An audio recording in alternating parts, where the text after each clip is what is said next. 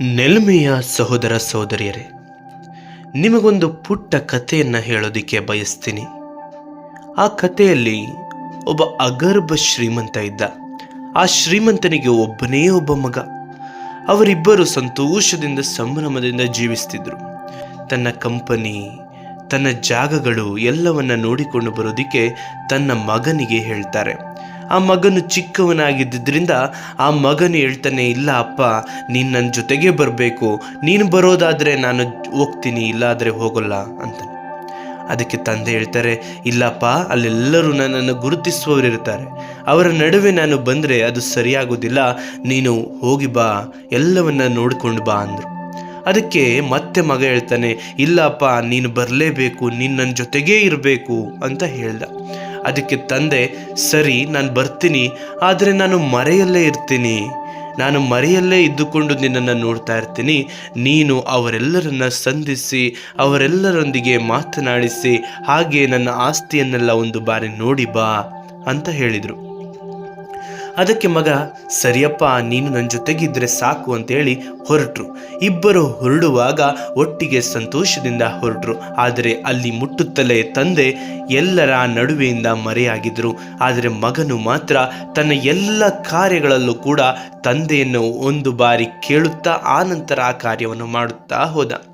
ಅಲ್ಲಿ ಹೋಗುತ್ತಲೇ ಅಲ್ಲಿದ್ದಂತಹ ಬಡ ಮಕ್ಕಳನ್ನು ನೋಡಿದಂತಹ ಆ ಮಗುವಿಗೆ ಹೃದಯದಲ್ಲಿ ಅನುಕಂಪ ಮೂಡಿತು. ಆ ಅನುಕಂಪವು ಕೇವಲ ಹೃದಯದಲ್ಲಿ ಮೂಡುವುದು ಮಾತ್ರವಲ್ಲ, ಕಾರ್ಯರೂಪಕ್ಕೂ ಬಂತು. ಯಾವ ರೀತಿ ಅಂತ ಕೇಳ್ತೀರಾ? ಆ ಮಕ್ಕಳಿಗೆ ಬಟ್ಟೆ ಇರಲಿಲ್ಲ, ಆ ಬಟ್ಟೆಯು ಹರಿದು ಹೋಗಿತ್ತು. ಇದನ್ನು ನೋಡಿದ ಆ ಹುಡುಗ ಅಪ್ಪನ ಬಳಿಗೆ ಓಡಿ ಹೋಗಿ, ಅಪ್ಪ, ನಾನು ಎಷ್ಟು ಚೆನ್ನಾಗಿರೋ ಬಟ್ಟೆಯನ್ನು ಹಾಕ್ಕೊಂಡಿದ್ದೀನಿ, ಆದರೆ ಅವರೆಲ್ಲರೂ ಹರಿದ ಬಟ್ಟೆಯನ್ನು ಹಾಕ್ಕೊಂಡಿದ್ದಾರೆ, ಅವರೆಲ್ಲರಿಗೂ ಬಟ್ಟೆ ಕೊಡಿಸ್ಲಾ ಅಪ್ಪ ಅಂತ ಕೇಳ್ದ. ಅದಕ್ಕೆ ತಂದೆ ಹೇಳಿದರು, ಸರಿ ಮಗನೇ, ಹೋಗು, ಅವರಿಗೂ ಕೊಡಿಸು ಅಂತ ಹೇಳಿದರು. ಆ ಮಕ್ಕಳೊಂದಿಗೆ ಸ್ನೇಹತ್ವವನ್ನು ಬೆಳೆಸಿದ ಆ ಮಗು ಅವರೆಲ್ಲರಿಗೂ ಬಟ್ಟೆಯನ್ನು ಕೊಡಿಸಿದ. ಇದನ್ನು ತೊಟ್ಟುಕೊಂಡ ಪ್ರತಿಯೊಂದು ಮಗುವು ಸಂತೋಷಪಟ್ಟಿತು. ಆನಂತರ ತನ್ನ ಕೆರವನ್ನು ನೋಡಿದ ಮಕ್ಕಳ ಕಾಲಿನಲ್ಲಿ ಏನೂ ಕೆರ ಇಲ್ಲದನ್ನು ನೋಡಿ ಆತನು ಮತ್ತೆ ತಂದೆಯ ಬಳಿಗೆ ಓಡಿ ಹೋಗಿ, ಅಪ್ಪ, ನಾನು ಕೆರವನ್ನು ಹಾಕಿಕೊಂಡಿದ್ದೇನೆ, ನನಗೆ ಯಾವುದೇ ಕಲ್ಲು ಮುಳ್ಳುಗಳು ಚುಚ್ಚೋದಿಲ್ಲ, ಆದರೆ ಆ ಮಕ್ಕಳು ಬರಿಗಾಲಿನಲ್ಲಿ ಓಡುತ್ತಿದ್ದಾರೆ, ಆಡುತ್ತಿದ್ದಾರೆ, ಅವರ ಕಾಲು ಏನಾಗಬಹುದು? ಅಪ್ಪ, ದಯಮಾಡಿ ಅವರಿಗೂ ಈ ಕೆರಗಳನ್ನು ಕೊಡಿಸಲು ನನಗೆ ಅನುಮತಿ ಕೊಡ್ತೀಯಾ ಅಂತ ಕೇಳ್ದ. ಅದಕ್ಕೆ ತಂದೆ, ಸರಿ ಮಗನೇ, ಹೋಗಿ ಅವರೆಲ್ಲರಿಗೂ ಕೊಡಿಸು ಅಂದ. ಆ ಮಗು ಮತ್ತೆ ಓಡಿ ಹೋಗಿ ಆ ಮಕ್ಕಳನ್ನು ಕರೆದುಕೊಂಡು ಹೋಗಿ ಅವರೆಲ್ಲರಿಗೂ ಕೆರಗಳನ್ನು ಕುಡಿಸಿದ. ಆ ಮಕ್ಕಳು ಇನ್ನಷ್ಟು ಸಂತೋಷಪಟ್ಟರು. ನಂತರ ಆ ಮಕ್ಕಳು ನಿಜವಾಗಿಯೂ ಎಷ್ಟು ಸಂತೋಷಪಟ್ಟರು ಅಂದರೆ ಆ ಮಗುವನ್ನು ಬಿಟ್ಟಿರಲು ಅವರು ಬಯಸುತ್ತಲೇ ಇರಲಿಲ್ಲ. ಆ ನಂತರ ಊಟದ ಸಮಯ ಆಯಿತು. ತಂದೆಯ ಬಳಿಗೆ ಓಡಿ ಹೋಗಿ ಈತನು ಊಟಕ್ಕಾಗಿ ಕೂರಲು ಮುಂದಾದ. ಆದರೆ ಆ ಮಕ್ಕಳನ್ನು ನೋಡಿದಾಗ ಆ ಮಕ್ಕಳು ಊಟಕ್ಕೂ ಗತಿ ಇಲ್ಲದಂತೆ ಹಾಗೆ ಉಳಿದುಕೊಂಡಿದ್ರು. ಅದನ್ನು ನೋಡಿದ ಆ ಮಗು, ಅಪ್ಪ, ಅವರಿಗೂ ಊಟ ಕೊಡಿಸೋಣವೇ ಅಂತ ಕೇಳ್ದ. ಅದಕ್ಕೆ ಅಪ್ಪ ಈ ಮಗುವಿನ ಹೃದಯವಂತಿಕೆಯನ್ನು ನೋಡಿ ಸಂತೋಷದಿಂದ, ಆಯಿತು ಮಗನೇ ಅಂತ ಹೇಳಿ ಅವನನ್ನು ಕಳುಹಿಸಿದ. ಮಗು ಓಡಿ ಹೋಗಿ ಅವರೆಲ್ಲರಿಗೂ ಊಟವನ್ನು ಕೊಡಿಸಿ ಅವರೊಂದಿಗೆ ಕೂತು ಊಟ ಮಾಡಿದ. ಸಂಜೆಯ ವೇಳೆ ಆಯಿತು. ಅಪ್ಪ ಹೇಳಿದರು, ಮಗನೇ, ಸಮಯ ಆಗಿದೆ, ಬಾ ಹೋಗೋಣ ಎಂದು ಸನ್ನೆ ಮಾಡಿದರು. ಇದನ್ನು ನೋಡಿದ ಮಗನು ಆ ಮಕ್ಕಳಿಗೆಲ್ಲರಿಗೂ ತನ್ನ ಮನೆಯ ದಾರಿಯನ್ನು ಎಲ್ಲವನ್ನ ವಿಚಾರವನ್ನು ತಿಳಿಯಪಡಿಸಿ ಅಲ್ಲಿಂದ ಹೊರಟ. ಇದನ್ನು ನೋಡಿದಂತಹ ಆ ಮಕ್ಕಳು ಹೇಳಿದರು, ಒಬ್ಬರಿಗೊಬ್ಬರು ಮಾತಾಡಿಕೊಳ್ಳುತ್ತಾ, ಇವನು ಹೇಳಬಹುದು ಅಷ್ಟೇ, ಆದರೆ ಅವರ ಮನೆಗೆ ಹೋದರೆ ನಮ್ಮನ್ನು ನೋಡಿಕೊಳ್ತಾನಾ? ನಿಜವಾಗಿಯೂ ಇಲ್ಲ ಅಂತ ಮಾತಾಡಿಕೊಂಡ್ರು.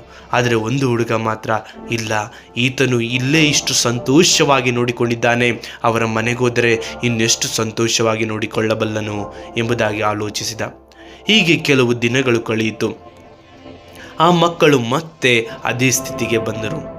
ಅವರ ಕಾಲಿನಲ್ಲಿದ್ದ ಚಪ್ಪಲಿ ಸವಿಯಿತು, ಅವರ ಬಟ್ಟೆ ಹರಿದು ಹೋಗಲು ಪ್ರಾರಂಭಿಸಿತು.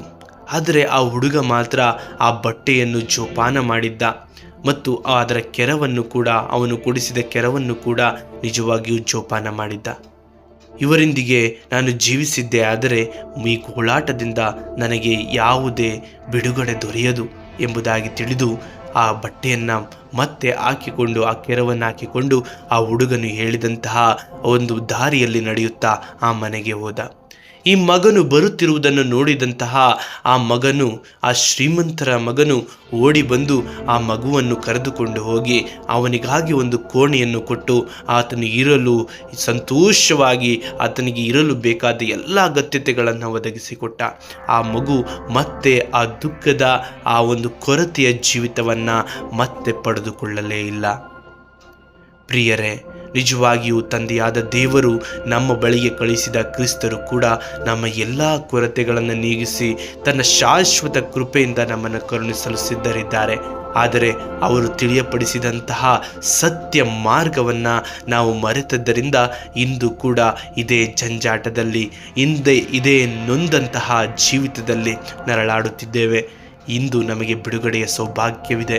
ನಾವೆಲ್ಲರೂ ಕ್ರಿಸ್ತನ ಹೆದ್ದಾರಿಯನ್ನು ಹಿಡಿದು ಜೀವಿಸಲು ಮುಂದಾಗೋಣ, ಶಾಶ್ವತ ಕೃಪೆಯಲ್ಲಿ ನೆಲೆಯಾಗೋಣ. ಹಾಗಾಗಿನೇ ಯೆಶಾಯನ ಗ್ರಂಥ 54ನೇ ಅಧ್ಯಾಯ 8ನೇ ವಾಕ್ಯ ಹೇಳ್ತದೆ, ಶಾಶ್ವತ ಕೃಪೆಯಿಂದ ನಿನ್ನನ್ನು ಕರುಣಿಸುವೆನು ಎಂಬುದಾಗಿ. ಹಾಗಾಗಿ ಆ ಶಾಶ್ವತ ಕೃಪೆಯನ್ನು ಅನುಭವಿಸಲು ಇಂದು ಕ್ರಿಸ್ತನ ದಾರಿಯನ್ನು ಹಿಡಿದು ಸಾಗಲು ಮುಂದಾಗೋಣ. ಆಮೇನ್. ಜೈ ಯೇಸು ಕ್ರಿಸ್ತ.